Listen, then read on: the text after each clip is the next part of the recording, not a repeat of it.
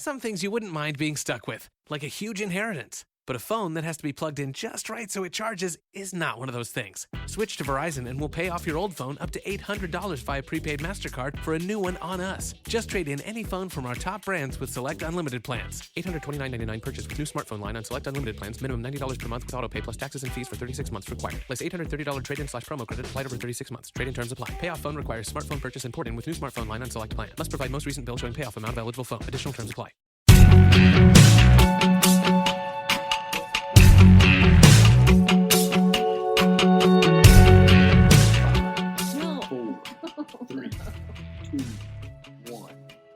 Here's the deal. I already count down. I say 3, 2, 1, and I hit record, and then he has to do that. Why do you do that?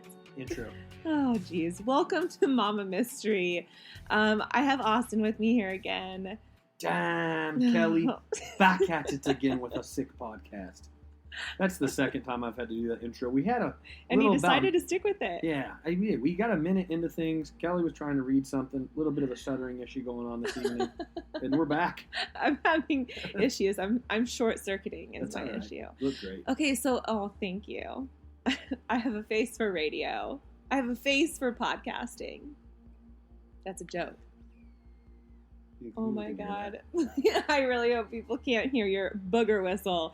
Oh my God. Seriously, this is a serious true crime podcast. Come on, let's get into the podcast, babe. Okay. So first I want to start off with a funny story out of Michigan. This woman named Wendy tried to hire a hitman to kill her husband. This is recent. She went on Google, basically searched how to find a hitman and came upon this website that looked like this legit website where you would submit these applications to hire a hitman.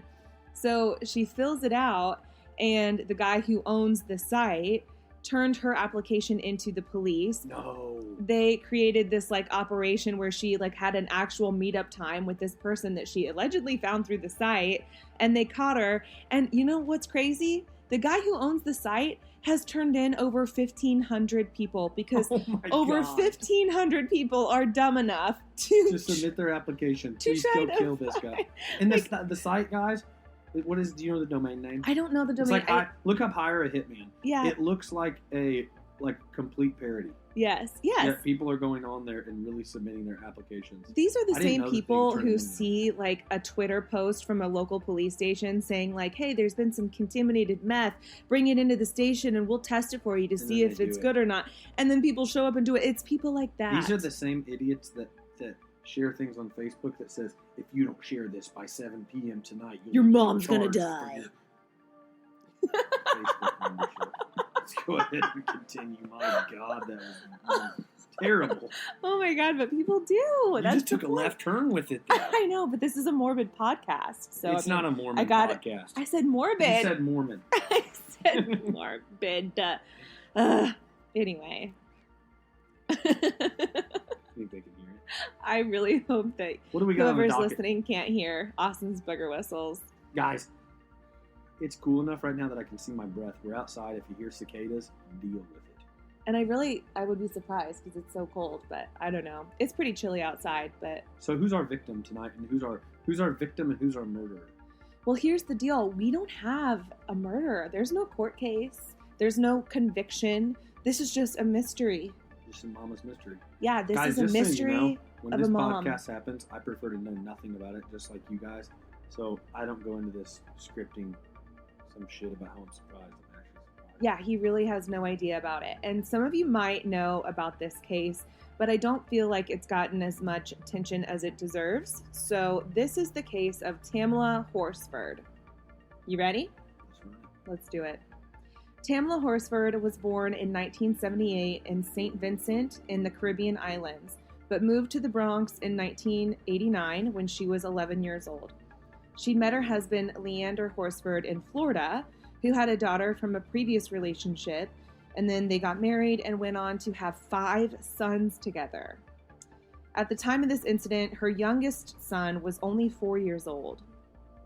Her sons were very involved in sports, especially football, and Tamla was a very involved mother. She put her family before everything and was known as a very devoted, charismatic mom. She was very outgoing, joyful, repeatedly described as the life of the party, Tamla's sister says that Tamla was always the type of person to stand up for the little guy. So when Tamla's husband got a promising job offer in Cumming, Georgia, the family followed. So a little background on Cumming, Georgia. Cumming was located within Forsyth County, which was predominantly white, and as recent as 1987, the town aimed to keep it that way. Back in 1912, white mobs set fire to black churches and black-owned businesses, and eventually the entire black population of Forsyth County was driven out. Then in 1987, there was a civil rights march called the Brotherhood March that aimed to challenge the whiteness of the community. 20 to 25,000 people descended on Forsyth County for this march, making it one of the biggest civil rights demonstrations in Georgia history.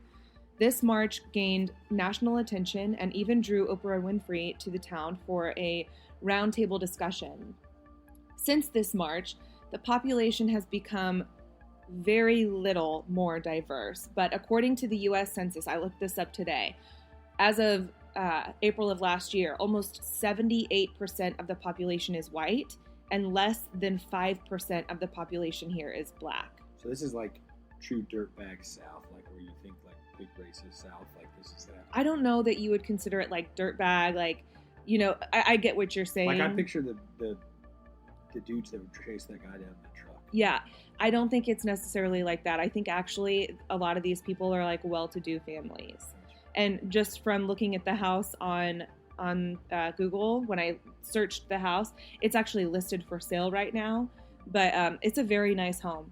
It's one that is going for, I think, in the 300s, 350s. So it's a really nice home, nice area. So when Tamla's family moved to Cumming, naturally her sons became involved in sports. And Tamla began to befriend some of the fellow football moms. And I probably didn't say this in the beginning, but yes, Tamla and her family are black.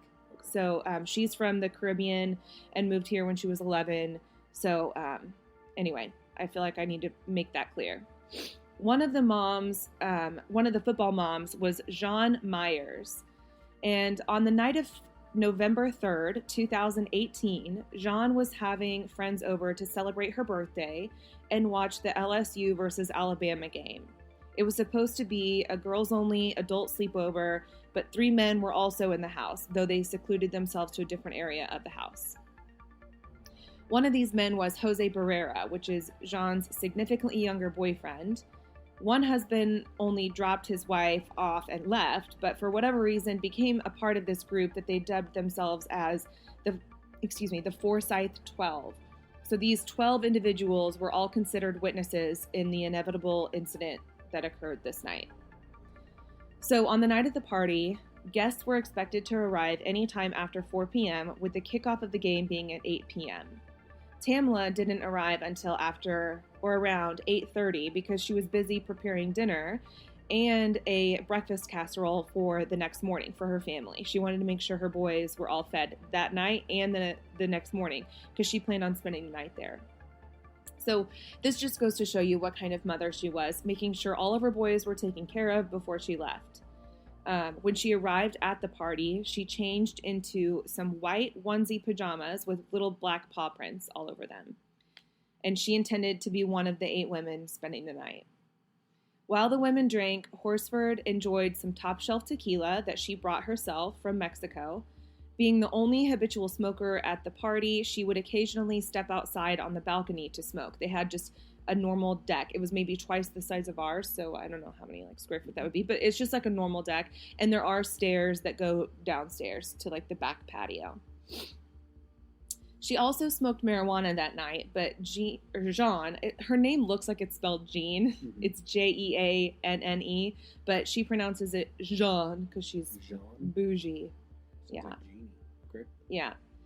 Gina. Anyway, Jean asked her to stop since her boyfriend Jose worked as a pre-trial officer and apparently did not approve. Everyone seemed to have a good night drinking, playing Cards Against Humanity, and socializing. Nobody reported any incidents or bad moods other than the fact that LSU lost, and some people were apparently upset about that.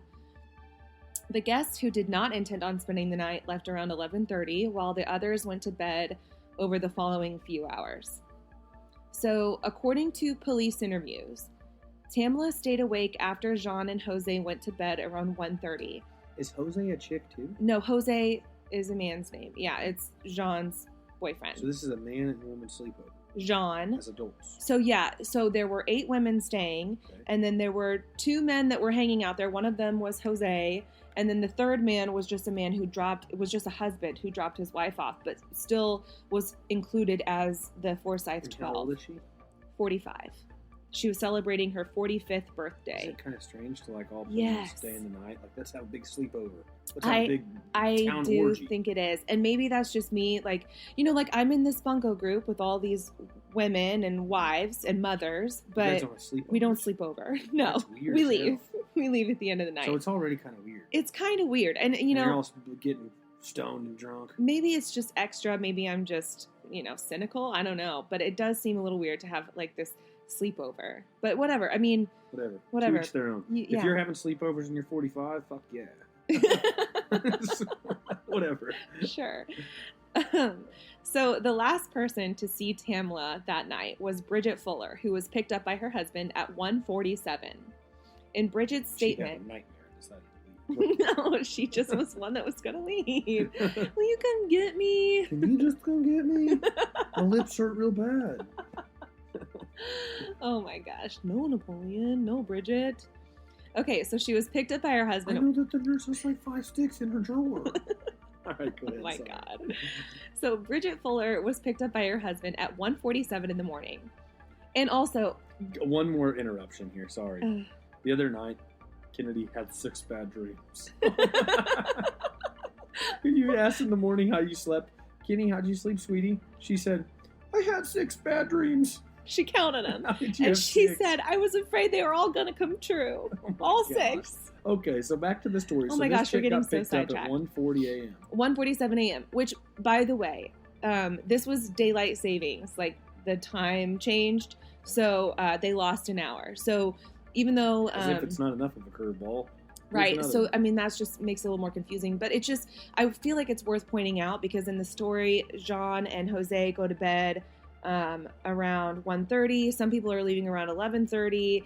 And so you think between 11:30 and 1:30, there's this like huge gap, but it's actually only, 2 hours But it's instead 2 of 1? hour actually becomes 1 hour if it's daily Yes. savings time. Exactly. Yes. Thank you. Okay. So anyway, in Bridget's statement, Tamla was eating a bowl of gumbo and said she planned to smoke a cigarette and head to bed. And then over the next 10 minutes, the home security system registered the back door opening, closing, and then opening again for the last time at 1:57 a.m. And then it never shut again after that. So the next morning, around 8:45 in the morning, Jean's Aunt Madeline, who was living in the basement at the time, headed to the kitchen to make a cup of coffee when she sees something chilling out the window. Through the window in the backyard, she catches a glimpse of a white dog print onesie. She immediately drops to her knees to say a prayer. Then she gets up and washes her face because, according to Jean, she thought she was seeing things. What? And then she goes up to Jean's room. She doesn't call the police. She just goes straight to Jean and Jose's room. Did Go all ahead. these facts of what she's saying come out in the trial? Yeah, so I Sorry. read the transcripts of their interviews. Okay, so there's got it. been no trial. Okay, got it. But there have Got been you said that. transcripts, and I've read all of them. Okay, got it. And I've only chosen to talk about the things that stuck out to me. So if you want to look them up, you can find them online. And there's like each transcript with each person is on there. But I'm only going to talk about the interviews they had with Madeline and Jean. Okay, so she goes up to Jean's room, knocks on the door, and nobody answers, but she tells the police during her interview that she could hear water running, like someone was in there taking a shower. So she comes back downstairs, realizes it's Tamla laying in the backyard, face down, not moving. So again, she doesn't call 911. She goes back up to Jean and Jose's room and says, there appears to be something wrong with, quote, your friend from the islands. That's how she describes her, which I think is weird. Super rude. And just kind of rude. Yeah, I mean, yeah, it's just rude. It's callous. So Jean calls 911 just before 9 a.m. And on the line, both Jean and Jose speak to the operator. Jose says She's not moving one bit. She's not breathing. I just tried to assess her. She's completely face down in the yard. She's stiff. And he makes the comment that he's afraid to touch her because he doesn't know, like, the protocol. Even though he works as a pretrial officer, like, he works in the court system, you would think he'd be familiar with, like, how to deal with these situations. But anyway, then the call drops and they reconnect. The operator asks, do you see any blood or anything? Or can you check if she's breathing at all? So then you hear some commotion in the background, and I assume Jose is checking Tamla at this point to see if she's still breathing, but then there's like this big silent gap where part of the call appears to be either redacted or muted or something, because then all of a sudden you hear Jose return saying, I'm completely not sure, and the operator says, so that's the only blood you can see, and he says, that's what I can see without moving her over. The operator says, do you know if she was suicidal at all? Just like that. So it's kind of bizarre to me in that tone, because it's like, where did that come from? Why would the operator ask if she was suicidal in that tone unless Jose suggested it or suggested an injury that would imply suicide? Because later on, we do find that she had some marks on her wrist, but you don't hear that in the 911 call. And why wouldn't you? Like, why would that be redacted from the 911 call? It's just suspicious. It's weird. It's just weird. So then the operator asks, how far did she fall? And Jose says, it would be about 20 feet from where your feet would be on the railing. And I've heard some people that say this is an odd way to describe the height of the deck. But I want to point out that if you believe someone fell from the deck, you're not just going to estimate the height to the floor of the deck, right? A reasonable person with common sense would, I hope, measure to the top of the railing, right? Mm-hmm. I mean, you would think if someone's falling from the deck, you'd measure from the top of the railing. So not they're just assuming that she fell? Yeah, they're immediately assuming she fell off the deck. The whole assumption kind of came out of nowhere, but okay. Yeah, I mean, she's laying face down in the yard, and she's not laying on the patio below the deck. She's laying in the grass. Okay. So, I mean, yeah, just at first sight, and there's no pictures of this. They didn't take any crime scene footage. There's nothing. And I honestly couldn't even find how she was laying from the deck. Like, I couldn't find information, and maybe I just missed it, but I couldn't find whether her head was facing towards the house or whether her feet were facing towards the house. Because I feel like that would be important. Because if you think about it, if you're standing on the deck and you're facing the house, okay, like or even if you're facing away from the house and you fall, like you back bend over or you front bend over, your head's gonna flip on the way down. Yeah, but I mean, think about it though. Like, okay, for the first example, if you're facing the house and your back is to the deck and you back bend over, you would probably, and then you end up face down. If you end up face down, your head is going to, your head is going to be towards the house, right? Yeah. If you're facing away from the house and you're facing out towards the woods or whatever your deck is facing, and you end up face down, then your face would be away from the house. Mm-hmm. So either way, it just doesn't explain exactly how she fell off the deck, if she fell off like face. Even then though, that's like kind of getting speculative, but I get it. Yeah, it's all questions that remain unanswered, right. Is the point. So, but anyway, I think the discrepancy here is why would he say where your feet would be on the railing, suggesting that someone would jump off the deck. So anyway, people like from the podcasts I've listened to and the blogs I've read, people like really harped on that fact because they're like, why would he immediately assume that she jumped off the feet or with her feet? And I don't know. I thought that was a little extra. So I just wanted to point that out because those were my personal thoughts. So then Jose tells the operator that they have cameras that would capture if anyone was on the deck with her. And this is important because later it was found that the cameras weren't working at that time. See, that always happens. That's like the chick that walked into the cooler and the cameras weren't working. Yeah, I haven't talked about that one yet. Yeah, but yes. But that one, like, how does this always happen? That's like Epstein. The cameras in the prison weren't working in his wing. Like, yes, what the hell? Exactly. Anything that happens like that is always a dead giveaway. Yes, it's always fishy. A red flag. Absolutely. It's a red flag. You know what? Aaron Hernandez, his cameras busted him. Remember at his house? Oh, yes. Aaron Hernandez cameras busted him. Yes, but there were no cameras in the prison cell to say if he actually hung himself or if he was attacked. Whole cameras inside shutting off, that's all bullshit. Yeah. anytime technology fails, but I don't know. That's like when somebody sends a text right now, and then it says delivered, and then you send the other text, hey, did you get my last message? Yeah, it's 2020. I got it. Yeah. I got the message. Technology exists. It's not very often it doesn't go through. Exactly. One So out of when it just 100,000. coincidentally quits working right when you really need it to be working to prove innocence, yeah, it's weird. So Tamla was pronounced dead at the scene, and her body was sent for an autopsy. But even before the report came back, the Forsyth County Sheriff's Office was treating this as an accident. During the autopsy, it's been reported that there were no photos taken. When the photographs have been requested, the GBI has either ignored the request or claimed that they can't release the photos without some release. Anyway, to this day, nobody has reported receiving the photos, which is incredibly unusual. The point of doing an autopsy is to report the condition of the body at the time of death with the hope that there is an etiology as to how the person died, and usually you back up those findings with photos.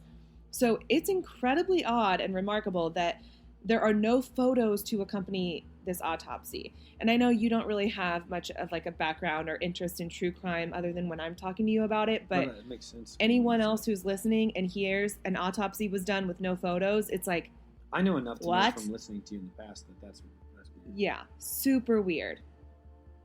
In the final report, the examiner found that Tamla's blood alcohol was 0.238, which is just shy of 3 times the legal limit to drive. She is drunk. And there were also trace amounts of marijuana and an anti-anxiety medication in her system. So in the interview with Jean, she tells the officer that Tamla went outside to smoke a little bit of weed, and Jean went out there and was like, hey, you can't be doing that. Like, Jose is going to get super upset, and I'm not going to fight with him over this dumb shit. Like, that's what she said in the interview. So when they say trace amounts, I'm thinking based on that, yeah, exactly. It was probably like 1 or 2 puffs. So not enough to be sending her over the edge. Yeah. Exactly. But she was drunk. And they inevitably concluded that the alcohol in her system mixed with the trace levels of THC likely caused a loss of coordination, contributing to an accidental fall. So when they closed the case, details surrounding the case were available to the public, but these documents didn't provide Tamla's family with any closure. Rather, it only caused more confusion. In all the photos, videos, and interviews from that night, Tamla seemed to be coherent and in control. She never appeared to be out of her mind or blackout drunk, and she also didn't know a lot of the women at this party, or at least a few of them. And so according to her family, it was so out of character for her to get just so plastered in front of people she barely knew. So they also wondered how a woman who otherwise appeared to be in control of herself could lose control and fall off of a 17-foot railing. And then how did no one hear her? So let's talk about her injuries. What if you fall off a 17, 20-foot deck? I don't know, and land in the grass? I don't know that you would be heard. Well, I don't know you'd be heard, but I also don't know that you die. I think the chance... Right. I obviously anything's possible, but I think the chances of death falling off a deck, I'm looking down our deck right now, it's like, you'd be hurt. Here's the deal, though, and some people know this about me and some don't, but when I was 9, I fell off of a 10-foot high dive, and I landed on my chin. So I broke my jaw, smashed my TMJs, and lost a bunch of teeth. But I didn't break my neck, which was actually shocking that I didn't break my neck, considering the fact that I fell on my chin. And maybe part of that is because I was 9, so I was a lot more flexible or whatever, I guess. I imagine if I fell now at 32, I'd probably break some shit, a lot of shit. Yeah. But it does make you wonder. Sometimes I feel like you can fall just the right way and break your neck. No doubt. I mean, it's possible. I had a friend who dove into 5 feet of water and is paralyzed from the neck down because he hit his neck. So, I mean, a lot of times it's just how you fall. So go ahead, what were you saying? So her injuries from this fall. She had a dislocated wrist and then some parallel scratches on her wrist. So it looked like, 2 or more scratches that were parallel to each other on her wrist, a broken neck, and a laceration to her heart. There was a laceration on her heart muscle. So, and then she also had abrasions to her face, like above her nose and above her eyebrow. I don't know enough about stuff. How do you get an abrasion in your heart? See, I don't know. And it was a laceration, not an abrasion. Abrasion is like a scrape, and a laceration is like a slice. And it was on her heart. And it was on her heart. So. And there was no like wound of a knife going in her? No.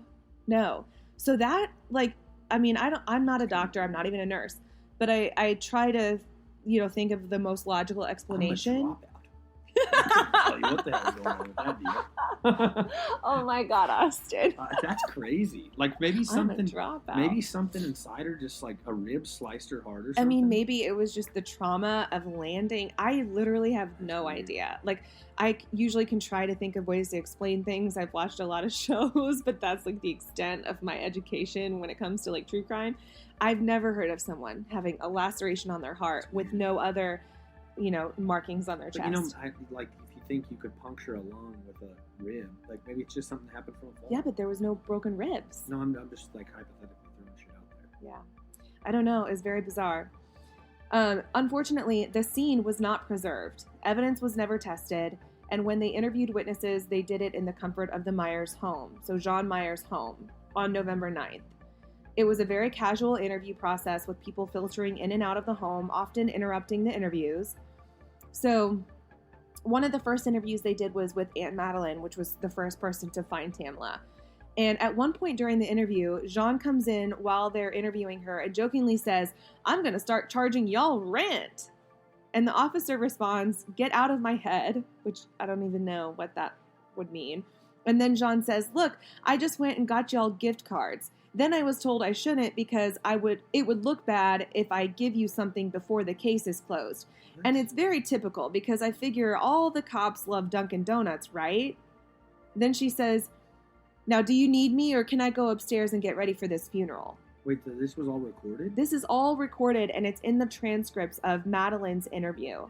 So Jean like peeps her head in to this interview and is like, "Do I need to start charging y'all rent?" Like, your friend just fucking died on your property and you're just like in here making jokes, and then like you go out of your way to go get the cops Dunkin' Donuts gift cards. Like, in the meantime, are you doing anything for Tamla's family? Are you offering to help her family in any way? Like, it just struck me as so bizarre that she would go out and get gift cards for the cops. This is random. What year did this happen? 2018. Okay, that's not like you said it was recent. Yeah. Gosh, that's weird. Okay, Yeah. go. And then when she says, "Do you need me or can I go upstairs and get ready for this funeral?" Like, I don't know, just the flippant way that she talks about it really just got under my skin. Yeah, it just weird. like, I don't know. And then the more I read, the more I, began to unpeel like her true character. So the next day when they interview Jean, the officer makes it known in the recording of the interview that they can't accept gifts because it would, quote, "make things look weird," to which Jean seems to understand. So, like I said, I've read these interview transcripts, and these are the few things that stuck out to me that seem to show her true character.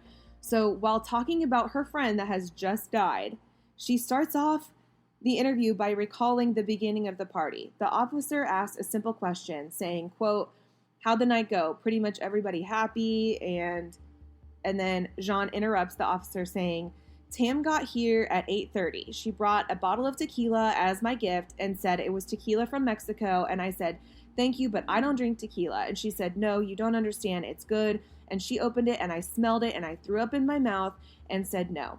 So she offered it to other people and nobody else wanted it. That's about it. She's the only one that smokes cigarettes. I don't know if she's the only one that smokes marijuana.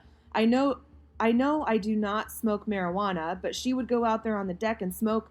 And then at one point we were trying to get the fire pit on because it was cold," end quote. Anyway, after that, she explains everyone started to go to bed around 1 a.m. But it just struck me as odd as like the cop is saying, so like everyone was happy. And then she just goes on to this tangent about, Tamla bringing her this gift that she rejected. And then how Tamla's a smoker and smokes marijuana. Like, it was just like, whoa, cool your jets. Like, just take it easy. Then in the middle of the interview, she's talking to someone else in the room and says, so apparently her boyfriend, so what? I guess her ex-husband's baby mama was coming to get the kids, okay? So in the middle of the interview, she's talking to someone else who's in the room and says, can you go outside and wait for for baby mama and get my kid's belongings from her so she doesn't come in the house? She's on her way. That's my ex-husband's baby mama. But like, rather than just call her by her freaking name, like, I don't know, this woman just irks me. She's 45. She's having adult sleepovers. She's referring to her ex's, mother of his children as my ex-husband's baby mama and calling her baby mama. Like, I don't know. She just rubs me the wrong way. She's bougie. She's extra. And I don't like her. It's not in a good way, Yeah. So later in the interview, the officer asks John to recall the condition of Tamla's body when they found her, because there have been conflicting stories of how Tamla was found. 2 of the women at the party told police that Tamla's right arm was up, almost as if she tried to brace herself. But Jean says it was not because, quote, that image is burned in my head because the best way I could phrase it is it almost looked like she face planted, because I'm like, I'd never imagined someone landing with like her toes almost pointed, quote. So there's discrepancies upon whether Tamla's arms were down at her side or one of her arms was up. Nobody can get it straight. Back to the lack of investigation. Yeah. And it's a lack of preservation of the scene when the cops arrived. No pictures were taken, no notes, like they just totally botched it. So later in the interview, the officer asks, so how drunk was Tam when you went to bed at 1:30? And Jean says, she didn't seem drunk at all. I mean, she seemed buzzed. And shortly after this, the interview ends, but it just raises so many more questions. If she didn't seem drunk at all, it makes it all the more mysterious as to how she could have fallen off the deck. So then, shortly after this incident, Jose Barrera was fired from his job for using his credentials to look at evidence and private information relating to this case in which he was a witness. So apparently he was like logging into the computers and looking at stuff he wasn't supposed to be looking at, so they fired him. And after this shoddy interview process, the botched autopsy, and the hasty conclusion of the case, publicity on this case was actually rather quiet until the George Floyd incident ignited the Black Lives Matter movement. This case caught the eyes of celebrities including T.I., 50 Cent, Kim Kardashian, and Gabrielle Union. Influencers and individuals alike began to sign and share the Change.org petition to reopen the case, and it has now garnered over 688,000 signatures. Tamla's family's lawyer released a letter summarizing his findings of his own review of the evidence, stating homicide is a strong possibility, pointing to the abrasions on her arms and hands that he believes could be defensive wounds. The unpreserved scene where she was found, the discrepancies in the witnesses' stories, and the lack of autopsies photos all point to a possible homicide. So that's where we're at. That's the gist of the story. That's pretty much all you really need to know. But and if I'm missing anything, then please comment, send me a message, do whatever. I mean, I want to get more information out there, even though my podcast only reaches like a couple hundred people. But still, this case is just really crazy. What do you think? I don't know. The lack of investigation is super weird. Like you said, preservation of the scene. Mm-hmm. There's a lot of dots that just don't align or align weird, like that whole person's demeanor. Yeah. But then I also, I get that she was cooking dinner for her and stuff for the future days for her kids and was supposedly this upstanding mother. Mm-hmm. But it also, you kind of question their character. I don't know. I just think of people I know in life, and I don't know any that are in their 40s and 50s and partying it up and then staying the night with each other, and I don't know, that's weird. Mm-hmm. Maybe it's not weird. I don't know. Maybe people do this. It seems strange though. Yeah. It just seems weird. I can go have a fun night and then go home. And if no, you never plan to stay the night. If you went out and you got wasted and you end up staying the night, no biggie. Mm-hmm. If you had 8 people over and then 2 of them ended up getting wasted and stayed the night because they don't want to get a DUI, right? I don't want a Dewey. I get it, but to be like, hey, let's all come over. It's almost like the plan was to get wasted and all bang each other. So well, and I feel like I should point out the fact that you and I don't drink. We don't party. We don't do that stuff. So maybe our opinions are very skewed because we just don't do that. But maybe I don't know shit. Maybe that's what people do. But maybe that's what a large population of people do. I don't know. I really have no idea. So I guess I shouldn't judge on that. But I do think that it's interesting decision making. It's a very, I don't know. Do I think it's murder or do I think it's not? I have no clue. I think there's a lot of fishy stuff. Yes. A lot. I think it deserves looking at. Regardless of Black Lives Matter, regardless of the George Floyd, regardless of all of that. Regardless of race. Regardless of race, politics, anything. I think it's definitely worth diving into again. So the question, of course, rises of race because, I mean, obviously this didn't get the national attention it has garnered until after the Black Lives Matter movement started. But, in this predominantly white town, do you think that they treated it fairly? Do you think that they would have treated it differently if it was one of the white women at the party that fell off of the deck? Like that, those are the questions that come up when you deal with a case like this, because when less than 5% of the population is black and the only black woman at the party turns up dead, but they don't do any investigating as to how she actually died, and the only investigating they did was so mediocre. Right. It just raises the question, would you have done this if it was Jean that fell off the deck? Right. So I'm Googling something random real quick. Mm-hmm. I'm thinking, what I'm thinking is definitely, regardless of race and everything else, this is definitely weird. But I'm looking up how many people die per day. Nearly 150,000 people die per day around the world. Okay, the reason I looked that up is this. I get that they're probably all different reasons. But how often do you think that something random or something that deserves to be investigated more like this happens per day, per year, per month, all the effing time? Mm-hmm. It's almost like, and I this is an excuse for it because it's still unacceptable. And if I was the family, I'd want to know what happened. Absolutely. But I'm just saying things like this happen every damn day. Right. So I don't know. I'm not saying it makes it right. So I get what you're saying. Don't go listen to this and put words in my fucking mouth. Oh my God, Austin, chill. Or I'll come after you. Stop it. Okay. So I get what you're saying because I'm sure, everyone's initial reaction and assumption of this case was she fell off the deck, because sometimes if it looks like a duck and it sounds like a duck, it's a duck, right? It walks like a duck and it is a duck. It's a duck. So if they think she falls off the deck, and maybe that is just what happened. Maybe it is.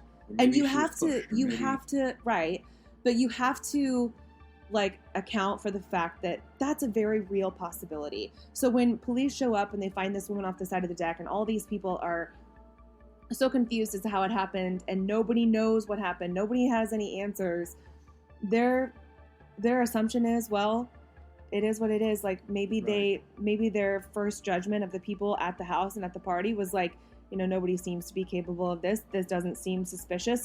Maybe to the cops who found her. I don't know. Here's a weird thing to think about. Think about that door going open, closing, and then opening again and never closing again. Mm-hmm. Okay. The door, she could have gone outside and closed it to go outside. And then whether she was falling, pushed, whatever happened, she didn't latch the door all the way and the door blew open. Because it will still say, your alarm, door closed, door open. Right. The door could have blown open. Right. That's ours does that. If you don't close it all the way to where it latches, it'll blow open. It'll either say it was opened or it'll say it's closed. I mean, it's never. Yeah. There are some times where that happens. Yeah. So and it'll look closed, but it's actually not. And it did have stairs off the deck. It did have stairs off the deck. So if somebody did go out there and decided to murder her, they could have just walked off the stairs and left, I guess, too. So that's weird. Yeah, I don't know. There's just too much weirdness. This is a mama mystery. Yeah, it's definitely a mystery. Yeah. So while I say that there is the possibility that she just fell off the deck, because I mean, think about it. Standing up against this deck, this probably comes up to my lower back. So if I happen to stretch back really hard, maybe I could lose my balance. I mean, you have to look at it from both sides. And you have to try to be unbiased, regardless. I sit there and I say it needs to be opened back up, but then at the same time, I don't know. It's the weird things that make it need to be brought back up, that Jean. That her demeanor is a guy or chick. I'm so confused on their names. Listen, there's 8 chicks, 1 dude. You're all spending the night. It's weird. But the person falling off the deck, or the person that talked about him falling off, John. Yeah, the host. The demeanor of them was weird. Yes, that is what bothers me, and what I think bothers a lot of people is the discrepancies on how Tamla was found, and then her demeanor afterwards. When I looked out the window, I saw her and immediately dropped to her knees and prayed and went upstairs to get somebody else. That's weird. Right, and this is her aunt, so she's presumably older. If Jean's 45, maybe this chick is in her 60s, and if she's... Something I can understand. I do understand. If you saw somebody you thought you knew dead laying in the yard, like me personally, I might be so freaked out that I run and grab somebody else in the house real quick to come out with me. Before you just go straight to it. You don't know until it happens to you. Yeah, because like you're so creeped out by it that like to go look at it, like I would be terrified. I'd be scared somebody's watching, they just killed him, they're going to kill me or something. I don't know. You just don't know. So you'd want a witness to go with you. Yes. And I get that, but then the way they then Dunkin' to not, Donuts like, gift cards and this is that's where shit got weird. Yeah. And the way she was just so flippant about like, I got to go to this funeral. Like, I don't know. The way Jean's demeanor is what makes it weird. So, like, when you look at just the facts of, like, Tamla, how she was found, sure, it looks like it could be an accident. But it's everything that happened after that makes you wonder, is this an accident? Yeah. Yeah, the interviews and stuff. That's weird. That's weird. Yeah. But if you only... Yeah, so I can honestly, truly, genuinely see how people are divided on if it's an accident or if it's not. I could literally see both ways. Yeah. I absolutely could. So tell me what you think. If you think this was just an accident, or if you think this was actually something that, these people at the party or some of the people at the party tried to cover up, comment and let me know, because I want to know what the thoughts are. Is there a hashtag or something with this chick's name? Yes, it's hashtag Tamla Horsford. So screenshot the podcast, put it on your story, tag Kelly and Mama Mystery, and do that hashtag. Yeah, do it all. Thank you so much for that plug. And thank you so much for listening. Let's see. I don't know what the next case will be. I usually just kind of decide on a whim. Just go rate, review, and share it on iTunes if you haven't. Please. Yes, I would appreciate that so very much. We're just trying to grow this shit and entertain some people. And I'm so glad. It's the least you could do if you were entertained for the last 20 minutes by us, all right? 41. We're at 41 minutes. Come on, give you 41 minutes of entertainment. Pay your dues. Pay your dues. I'm serious. I'm serious. I'm pissed. I'm really mad too. That's right. I'm pissed off and I'm mad and angry. Pissed off and I'm upset. I'm unhappy. Jeez Louise. And you know what? The podcast episode is over. Till next time. Shut this down. I'm just going to shut it down. Thank you so much for listening, and I'll see you next time. Until then, stay safe, stay vigilant. Mama Mystery.